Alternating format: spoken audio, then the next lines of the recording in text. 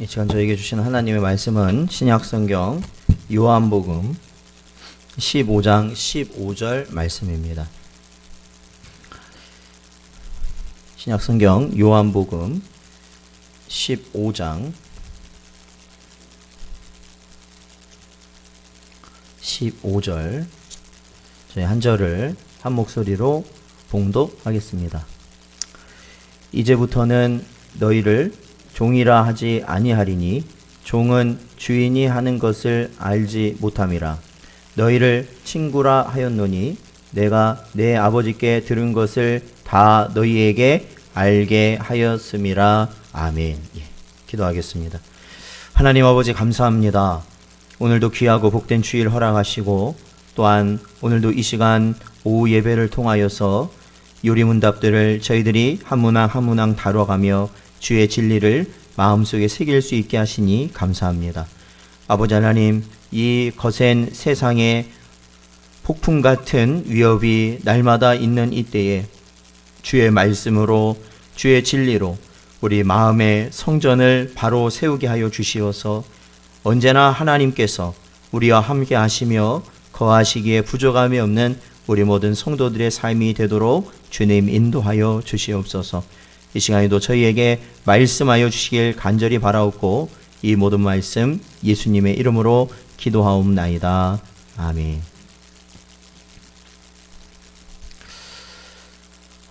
저희가 지난주 요리문답 21문부터 23문까지를 통해서 바로 은혜의 언약 가운데 택함받은 자의 유일한 구속자이신 예수 그리스도가 어떤 분이신지를 저희들이 살펴보았습니다. 이 유일한 구속자이신 분은 바로 예수 그리스도이신데 이분은 참 하나님이시며 참 사람이시고 또한 이 땅에 동정녀 마리아의 몸에, 그러니까 처녀 마리아의 몸에 이 땅에 성령의 역사로 잉태하시어서 죄 없으신 상태로 이 땅에 오셨고 이 오신 예수님은 그리스도의 직무로서 바로 선지자와 제사장과 왕의 직무를 감당하셨다라는 것이 저희가 21문에서 23문까지의 내용이었습니다. 그렇다면 오늘은 저희들이 24문부터 26문까지를 저희들이 다루는데 바로 여기서는 그리스도의 직무, 즉 선지자, 제사장, 왕의 그 직분이 어떠한 일을 감당하셨는지를 보려고 합니다. 저희 요리문답 24문부터 26문까지를 함께 보겠습니다. 제가 문제를 읽고 여러분이 답을 읽어주시기 바랍니다. 24문, 그리스도께서 어떻게 선지자의 직분을 행하시는가?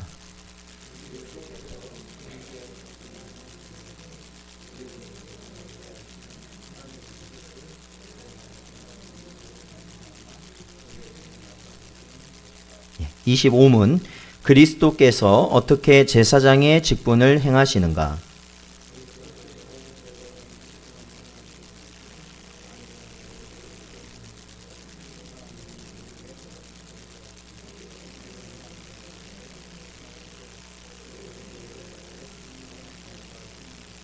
(26문) 그리스도께서 어떻게 왕의 직분을 행하시는가?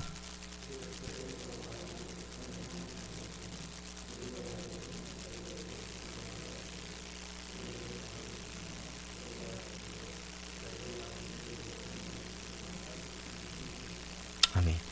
그렇습니다. 우리가 예수님에 대해서 또한 예수님이 예수 그리스도라는 그런 직분을 가지고 계시다는 것은 우리가 알고 또한 십자가에서 죽으셨다라는 것까지는 우리가 일반적으로 알고 있는 내용들이지만 여기에는 예수 그리스도께서 참으로 이 땅에 오셔서 감당하셨던 정말로 중요하고 우리가 알아갈 때 은혜가 되는 그 많은 것들을 놓치고 있다라는 것이죠.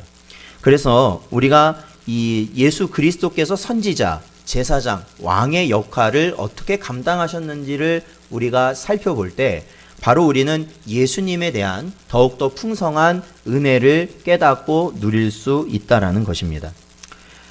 그리고 이 예수님의 직분은 2000년 전 이 땅에 오심으로 인하여서 한시적으로 그 당시에만 해당하시는 것이 아니라 바로 예수님의 직분은 오늘날도 마찬가지고 예수께서 이 땅에 오시는 그날까지 계속해서 감당하고 계시다라는 것을 또한 여러분이 아셔야 됩니다. 그러니까 이 선지자, 제사장, 왕의 직무를 지금도 수행하고 계시고 하늘 보좌 우편과 이 시간 우리의 마음 가운데 이 시간 우리와 함께 거하시며 지금도 수행하고 계시며 앞으로도 마찬가지시다라는 겁니다.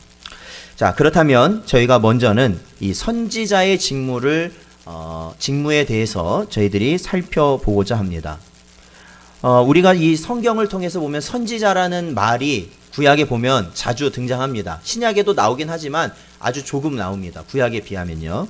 그리고 우리가 성경을 보면 이 후반부에 선지서들이 기록되어 있죠. 그래서 뭐 이사야라든지 예레미야라든지 나훔, 하박국 등 여러 대선지서, 소선지서, 그래서 이런 선지서들이 주로 이 구약의 뒤편에 배치되어 있습니다. 이 선지자들의 역할은 단순히 앞일에 대한 예언이 아닙니다. 그러니까 예언자라는 말이 있잖아요. 또 이 선지자란 말과 유사하게 예언자라는 말이 있고, 이 예언자란 말을 이 땅에서도 사용하는데, 예언자라고 하면 단순히 앞일을 내다보는 사람이다 라고 우리가 생각할 수 있어요. 그러니까 쉽게 말하면 뭐 점쳐주고 뭐 앞에 어떤 일이 일어날지 무엇을 해야 할지 알게 해주는 그런 사람을 우리가 예언자라고 알 수 있지만, 성경이 말하는 예언자나 선지자는 그런 의미뿐만 아니라 가장 중요한 건 뭐냐면 하나님의 뜻이 무엇인지를 하나님의 백성에게 알려주는 거라는 겁니다. 그러니까 이제 구약의 선지서들을 여러분이 자세히 읽어보시면 선지자들이 와서 이 이스라엘을 책망할 때 이렇게 말해요. 과거에 하나님께서 이렇게 말씀하셨는데 너희가 지키지 않는다, 이 말하고, 그렇기 때문에 앞으로 너희에게 이러한 일이 일어날 것이다, 이렇게 말을 하는 것이죠. 그러니까 과거도 얘기하고 현재도 얘기하고 미래도 얘기해요. 근데 그 중심이 뭐냐면 하나님의 말씀이 거기에 중심이 된다라는 거예요. 그러니까 선지자나 성경에 나온 예언자들은 하나님의 말씀을 이들이 상기하도록, 그러니까 각성하도록 하는 그러한 역할을 감당하였던 것입니다. 마찬가지로 그리스도께서도 이 땅에 오셔서 선지자의 직분을 통해 우리에게 구원의 의미를 깨닫게 하십니다. 하나님께서 세우신 모든 계획과 우리의 구원이 어떻게 이루어질지를 알게 하시고, 중요한 것은 그것을 믿을 수 있도록 하시는 것이 예수 그리스도의 선지자적 직무이십니다. 오늘 본문 말씀을 보시면 여기도 분명히 예수님께서 말씀하셨죠. 15절 하반부에 보면, 후반부에 보면 이렇게 말씀하십니다. 내가 내 아버지께 들은 것을 다 너희에게 알게 하였음이라 라고 말씀하시죠. 이게 예수님이 선지자적 역할을 감당하신다라는 겁니다. 하나님의 뜻을 인간이 어떻게 알 수 있겠습니까? 바로 하나님이신 예수께서 우리에게 그것을 말씀해 주실 때 우리는 알 수 있는 것이죠. 그리스도께서는 이를 자신의 말씀으로 가르치셨죠. 그리고 자신의 영인 성령을 통하여 우리가 그 가르치신 것을 믿을 수 있게도 하시고 깨달을 수도 있게 하십니다.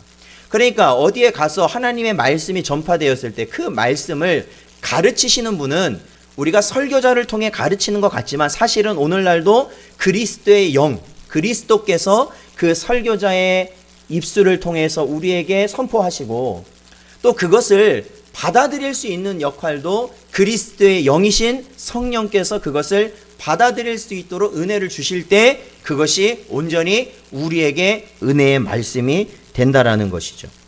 그러므로 그리스도의 가르침을 받은 자들은 자신이 얼마나 큰 죄인인지를 깨닫게 됩니다. 먼저는. 그러니까 그리스도께서 제대로 그에게 역사하심으로 말씀을 가르치셨을 때, 즉 그가 그 말씀을 깨달았을 때는 그가 얼마나 헛된 삶을 살고 있는지, 얼마나 큰 죄인인지를 깨닫게 됩니다. 그래서 결국에는 그리스도만이 나의 유일한 구속자가 되신다, 구원의 길이 된다라는 것을 인정할 수 있게 되는 것이죠. 예수님의 가르치심은 사람의 그것과는 완전히 달랐습니다. 그 가르침에는, 성경에 보면 그 가르침에는 세상의 선생들이 가지고 있지 않는 권위와 능력이 있다고 성경은 기록하고 있습니다. 그리고 중요한 것은 듣는 자가, 그 말씀을 듣는 자가 그 중심이 어떻게 됐냐면 변화되었다라는 겁니다. 자, 우리 신약성경 누가복음을 한번 찾아보겠습니다. 누가복음 24장 32절 말씀입니다. 누가복음 24장 32절 말씀.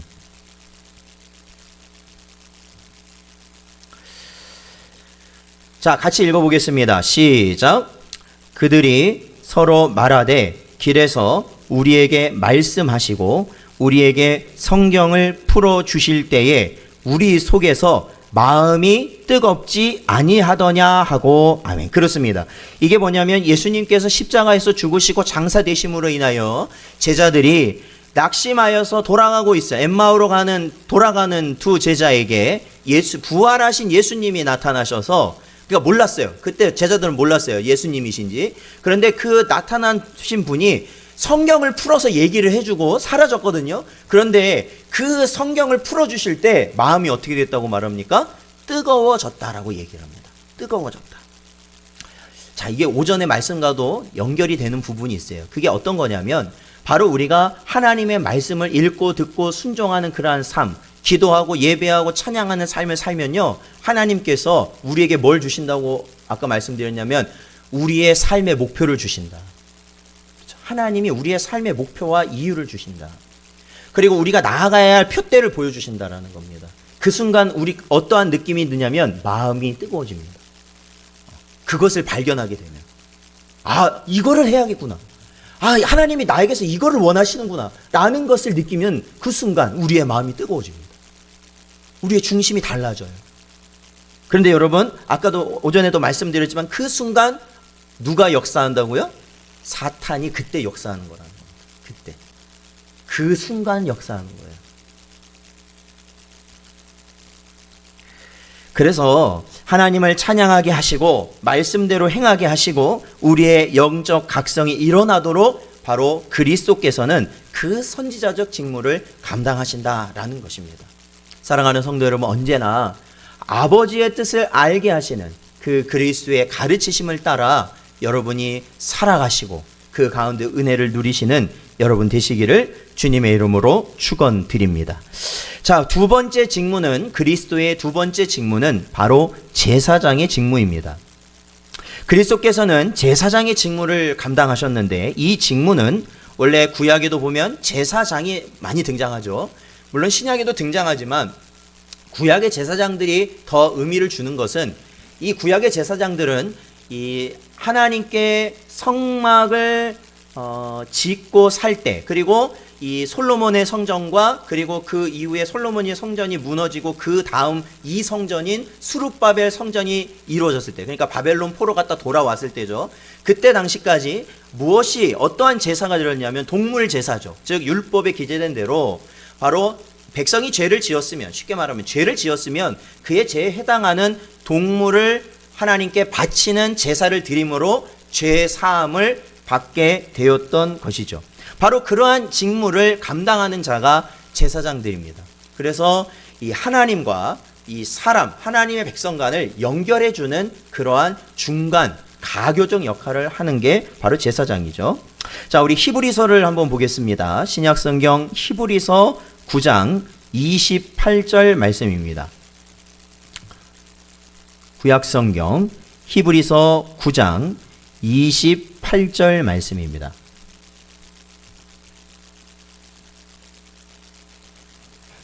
히브리서 9장 28절 함께 저희들 읽어보겠습니다. 시작.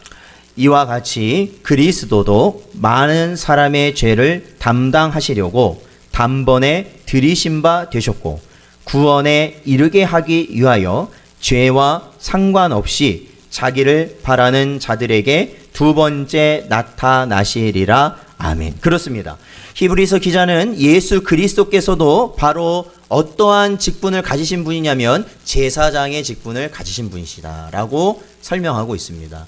그런데 그 제사장이 차이가 있습니다. 과거 구약에 있던 제사장과 차이가 있는데 그것은 사람의 죄를 담당하시기 위하여서 단번에 제사를 드리셨다. 그러니까 단 한 번의 제사로 모든 사람의 죄를 담당하셨다라는 겁니다.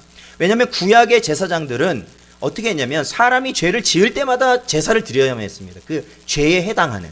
그러니까 계속해서 동물을 죽여야만 그 사람이 하나님 앞에서 세워질 수 있었던 거예요.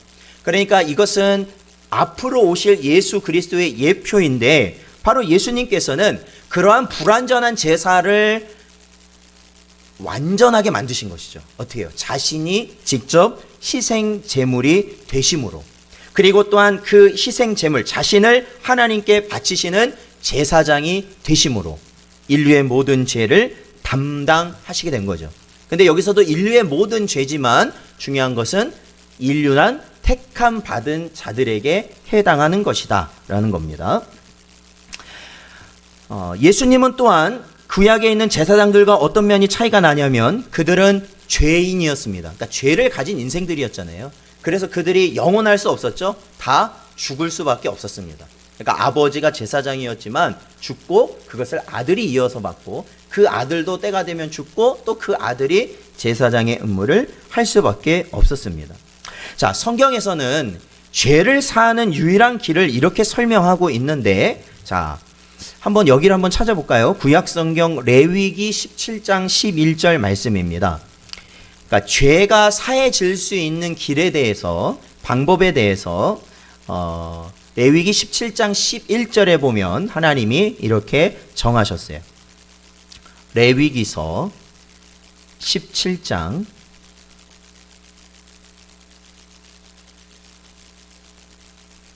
11절 말씀입니다. 자, 같이 읽겠습니다. 시작. 육체의 생명은 피에 있음이라. 내가 이 피를 너희에게 주어 제단에 뿌려 너희의 생명을 위하여 속죄하게 하였나니 생명이 피에 있으므로 피가 죄를 속하느니라. 아멘. 그렇습니다. 성경에서 말하는 죄에 속할 수 있는 유일한 길은 피입니다. 피. 그렇다면 왜 피가 죄를 속할 수 있을까요? 피가 상징하는 것이 있습니다. 무엇을 상징하느냐? 생명입니다. 결국 죄라는 것은 생명으로만 사함을 얻을 수 있는 겁니다. 그래서 결국 우리가 죄를 졌을 때 우리가 이 세상 법으로 내가 그 사람 죽였으니까 내가 형무소 가서 구치소 가서 교도소 가서 얼마 동안 살고 나왔으니까 나는 다 끝난 거야. 깨끗하게 끝난 거야. 세상은 그럴 수밖에 없어요. 왜? 그렇게 안 하면 어떡합니까? 그렇게 안 하면. 그렇잖아요. 세상은 그럴 수가 없어요. 그러나 우리가 전체를 따져보면 이 전체를 따져보면 죄라는 것은 아주 작은 죄라고 해도 이미 저지른 순간 그에게서는 그것을 갚을 길은 생명으로밖에 갚을 수 없다라는 겁니다. 그게 죄예요. 아무리 작은 죄라 할지라도. 그래서 결국 우리 모든 사람들은, 이 땅에서 태어난 모든 사람들은 원죄를 가지고 태어났고 살아가면서 죄를 짓기 때문에 그것을 해결하는 방법이 한 가지밖에 없는 거예요. 우리가 지옥에 가는 것밖에 없는 겁니다. 거기서 영원토록 어떻게 해요? 그 죄값을 치르는 것이죠. 성경에서는 그것을 영원한 사망이라고 우리에게 알려주고 있습니다. 자, 결국에는요, 예수 그리스도께서 왜 죽으셔야만 했는가? 그렇죠? 왜 굳이 죽으셔야 했는가? 라는 것을 생각해 보면 이것은 다른 이유가 아니라 하나님께서 정하셨기 때문에 그렇습니다. 죄가 사해지는 길은 오로지 생명으로밖에 사해질 수밖에 없습니다. 그런데 그 생명도 어떠한 생명이어야 되냐면 우리 인간의 모든 죄를 감당하시기 위해서는 피조물로서는 안 된다라는 것이죠. 그러니까 이렇게 생각하시면 돼요. 제가 몇 번 예를 들었는데 조금 됐어요. 한 10몇 년 됐는데 어떤 채석장에 어떤 일이 있었냐면 어떤 사람이 자살을 했어요. 자살. 어떻게 자살한지 아십니까? 십자가에 못 박혀 자살했어요. 근데 그 이유가 뭐냐? 자기도 예수와 같이 세상을 구원할 그러한 마음으로 그렇게 됐다는 거예요. 근데 중요한 건 그거는 말이 안 돼요. 왜냐하면 그 사람은 자기의 죄로 이미 죽을 수밖에 없는 자예요. 그렇잖아요. 자기 죄값을 자기가 치러야 되는 거잖아요. 근데 어떻게 다른 사람의 죄값을 치르겠습니까? 이 세상 사람으로는 자기 죄로 이미 자기 죄의 책임을 져야 되기 때문에 다른 사람의 죄를 감당할 수가 없습니다. 부모가 자식이라고, 부모 자식 간에도 안 되는 겁니다. 부부 간에도 안 되는 거예요. 다 자기 죄로 죽는 겁니다, 결국에. 그렇기 때문에 죄 없으시며 모든 사람의 죄를 책임지실 수 있는 그러한 가치 있는 생명, 그게 바로 예수 그리스도께서 이 땅에 인간의 육신을 입고 오셔야 됐던 이유였습니다. 왜? 그분은 죄가 없으셨기 때문에. 그분의 죽으심이 결국 인류의 모든 피조물의 죄를 감당하실 수 있는 창조자로서의 모든 권한을 바로 예수님이 가지고 계셨기 때문에 그렇습니다. 그래서 예수님께서는 택하받은 죄의 백성들의 죄의 책임을 제거하신 겁니다. 십자가를 통해서 죄의 책임, 우리가 책임을 져야 할 것을 예수님이 십자가를 통해서 제거하신 거죠. 그래서 택함받은 자는 더 이상 죄인이 아니고 하나님과의 원수 관계가 변화된 화목 관계로 되도록 예수님은 제사장의 역할을 감당하신 것이죠. 그리고 그리스도께서는 하나님 앞에서 자신의 백성을 위하여 또한 간구하십니다. 그러니까 이 제사장이, 과거의 제사장이 어떤 역할을 하냐면 쉽게 말하면 이거죠. 하나님, 이 백성들의 죄를 용서하여 주옵소서 라고 하나님 아버지께 간구하는 역할을 하셨는데 예수님께서도 그 역할을 하셨다라는 겁니다. 주님은 친히 우리의 변호자가 되셔서 우리를 위해 기도하시고, 그러므로 우리는 이 순간에도 예배를 드릴 수 있는 것처럼 하나님의 보좌 앞에 담대히 나아갈 수 있는 것입니다. 자, 우리 누가복음을 찾아보겠습니다. 신약성경 누가복음 22장 32절 말씀입니다.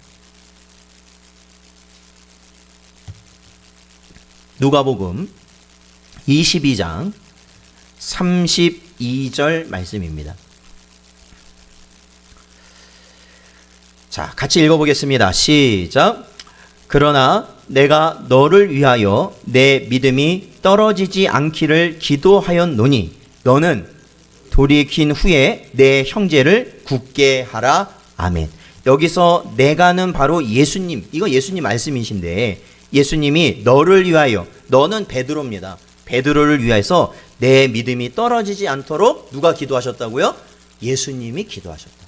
이게 제사장의 뭐예요? 하나님이 이 백성을 향한, 하나님께 이 백성을 향한 간구를 드리셨다. 우리가 보통 말하는 중보 사역을 하셨다라는 거예요. 중보.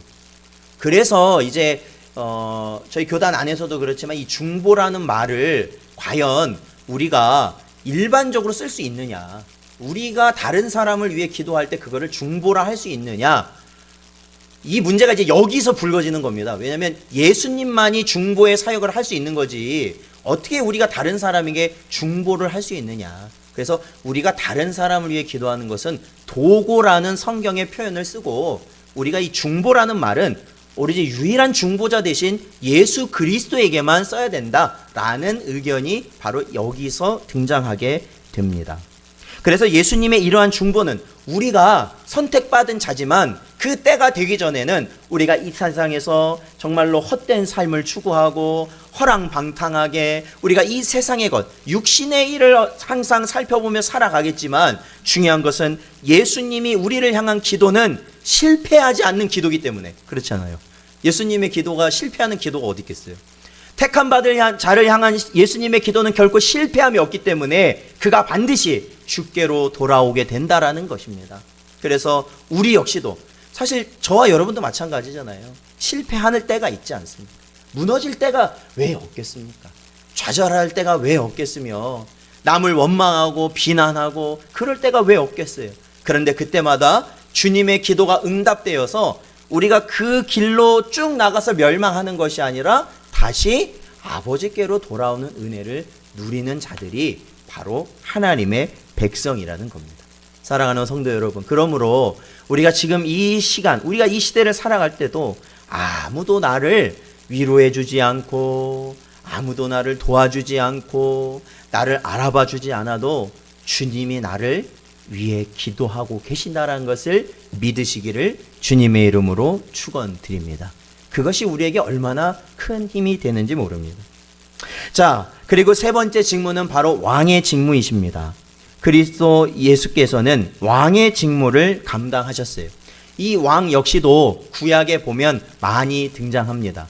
물론 신약에도 당시는 왕이 다스리는 시대이기 때문에 왕들이 많이 있지만 구약의 이스라엘 역사를 보면 사울 왕을 초대 왕으로 시작해서 사울 왕, 다윗 왕, 그리고 솔로몬 왕, 그리고 남북 분단 시기를 거쳐 수많은 왕들이 이 이스라엘 땅에 있었습니다.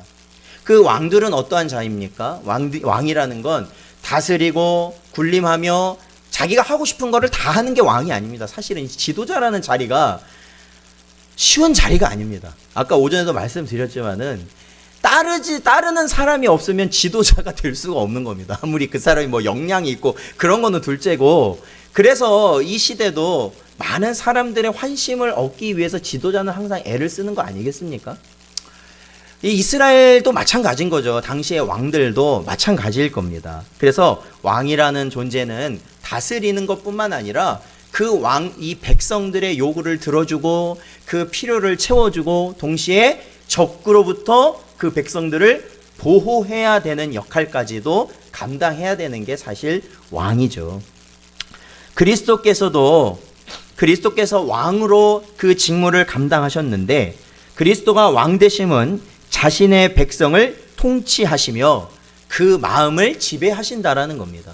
그리스도의 영이, 그렇죠, 왕 되신 그리스도께서 자신의 백성을 통치하시고 지배하신다라는 겁니다. 그것은 그 백성의 의지, 우리의 갖고 있는 의지와 정서와 양심도 예수께서 주장하신다라는 겁니다. 우리 요한복음 1장 49절 말씀을 읽어보겠습니다. 요한복음 1장 49절 말씀입니다.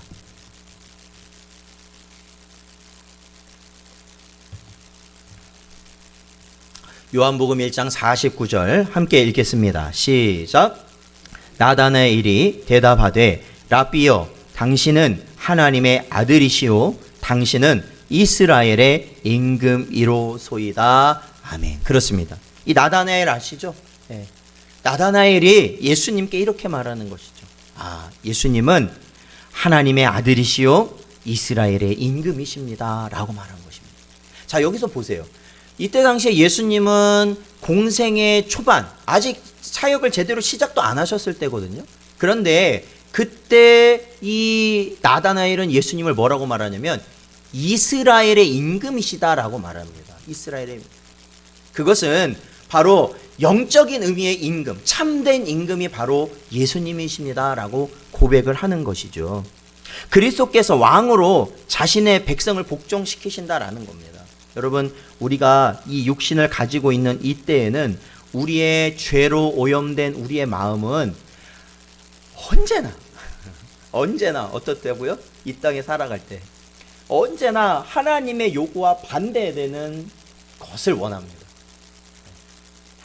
아니, 목사가 됐다고 해서 항상 하나님이 원하시는 걸 가려고 하는 게 아니라, 중요한 건 육신을 가지고 있게 되면 중요한 것은 언제나 이 육신을 지니고 있는 이상 하나님의 뜻과는 반대의 것을 택하려고 한다라는 것이에요. 반대로 가려고 그래요. 그게 인간의 본성이에요. 근데 예수 그리스도가, 왕 대신 예수 그리스도가 하나님의 백성을 다스리신다?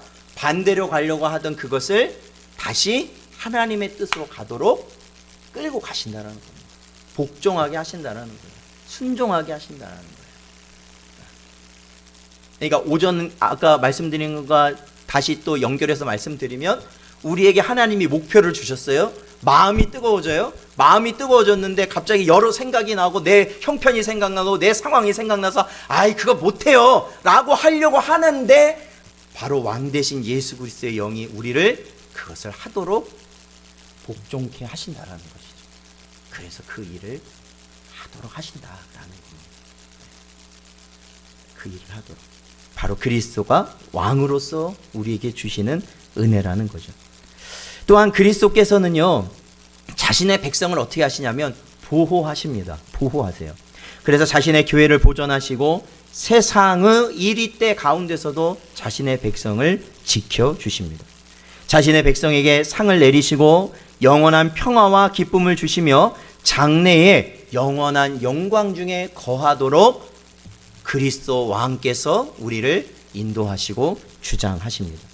특히 이 땅에서 택함받은 백성의 원수인, 그렇죠? 우리 택함받은 자의 원수가 누굽니까? 마귀, 세상, 그리고 우리의 육신의 위협과 요구 속에서 바로 그리스도의 영이, 왕 대신 그리스도께서 우리를 순종하도록 하신다라는 겁니다. 여러분, 그러니 우리가 하나님 앞에 예배를 드리기 위하여 이 자리에 나올 수 있다는 그 사실 자체가 참으로 얼마나 큰 은혜인지 모릅니다. 그것이 얼마나 큰 은혜인지 모릅니다. 왜냐하면 우리에게는 수많은 세상의 위협과 내 안에 육신의 요구가 있을 것이기 때문에, 하나님께 나아가지 못하도록 할 수많은 위협이 분명히 있을 거 아닙니까? 우리 각자에게 분명히 그거 있을 거 아닙니까? 그 시험이 있을 거 아닙니까? 이 예배의 자리, 이 한 자리에 나왔다라는 것은 사실은 그 모든 위협과 시험 가운데서도 오로지 내 안에 계신 예수 그리스도께 내가 복종해야만 나올 수 있는 것입니다. 그것이 얼마나 큰 은혜인지 몰라요. 얼마나 큰 은혜예요. 그러한 예배가 이 교회, 이 예배당에서뿐만 아니라 우리 가정에서도 계속해서 될 수 있다면 그것이 얼마나 큰 은혜인지 우리는 상상할 수조차 없을 정도입니다. 왜? 수많은 위협과 시험과 그런 미혹을 왕께서 이해하시고 그것들이 내 마음을 공격하여서 쓰러지지 않고 지켜주셔서 결국에는 우리가 하나님 앞에 나올 수 있도록 하셨기 때문에 그것이 얼마나 큰 은혜인지 모릅니다. 바로 왕 대신 그리스도께서 원수들의 능력을 제거하시고 바로 우리가 하나님께 나올 수 있는 은혜로 우리를 이끌어 주신다라는 것입니다. 사랑하는 성도 여러분, 언제나 왕 대신 그리스도의 말씀에 복종하시고 그 은혜 가운데 살아가시기를 주의 이름으로 축원드립니다. 사랑하는 성도 여러분, 하나님께서 이 자리에 있는 저희를 언제 택하셨다고 성경은 이야기하고 있습니까? 창세전에 택하셨다라고 말씀하십니다. 그리고 창세전에 택한 우리들을 그리스도 안에서 부르셨다고 또한 말씀하십니다. 그리스도께서는 하나님의 말씀을 우리에게 지금도 주시는 선지자로, 우리와 하나님 아버지 사이에 화목을 이루시며 우리의 믿음이 떨어지지 않도록 중보하시는 제사장으로, 그리고 우리의 심령이 하나님 말씀에 순종케 하시고 다스리시며 세상의 모든 악한 세계로부터 보호하시는 왕으로서의 직무를 우리에게 지금 이 순간도 은혜로 끼치고 계심을 깨달아야 합니다. 사랑하는 성도 여러분, 이 험한 세상, 여러분, 우리 안에 예수가 없으면 예수가 없는 자는 우리의 편이 될 수 없다는 것을 기억하십시오. 아셨죠? 제가 오전에도 말씀드렸습니다. 세상은 대동단결할 수 있습니다. 언제 대동단결할 수 있어요? 예수의 적이 될 때 대동단결합니다. 세상은 우리랑 비슷하다고 우리의 편이 아닙니다. 예수가 없으면. 그걸 기억하셔야 돼요. 그래서 바로 예수 그리스도의 말씀을 조차 선지자 되시고 제사장 되시고 왕 되신 그 이름을 조차 언제나 살아가시는 여러분 되시기를 주님의 이름으로 축원드립니다. 기도하겠습니다. 하나님 아버지, 감사합니다. 이 시간에도 저희를 부르시고 인도하여 주셔서 예수 그리스도의 직무를 저희들이 깨닫게 하시고 선지자 되시고 제사장 되시며 왕으로서 우리와 함께 하시고 은혜를 주시는 예수님을 바라볼 수 있게 하시니 감사드립니다. 아버지 하나님, 사랑하는 백성들을 기억하여 주시어서 세상의 헛된 것에 우리가 끌려가지 아니하고 언제나 그리스도의 은혜 가운데 살아가는 역사가 늘 있게 하여 주시옵소서. 간절히 바라옵고 예수님의 이름으로 기도하옵나이다. 아멘. 저희 찬송가 103